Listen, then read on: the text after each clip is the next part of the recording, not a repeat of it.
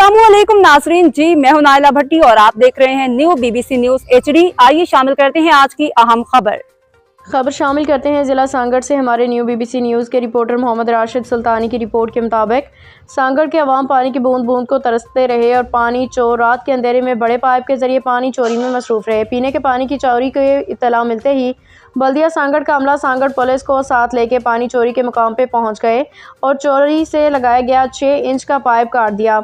वाज़ेह है कि सांगड़ में एक हफ्ते से पीने के पानी की फराहमी बंद है, जबकि नहरों में बड़ी मिकदार में पानी मौजूद है। नामालूम वजूहात की बिना पर शदीद गर्मी में सांगड़ की आवाम को पीने के पानी की फराहमी मनक़ता की गई। शहरी आवाम ने आला हुकाम से मुतालबा किया कि पानी चोरी करने वालों के खिलाफ सख्त कार्रवाई करने के साथ साथ शहरियों को पीने के पानी की फराहमी यकीनी बनाई जाए।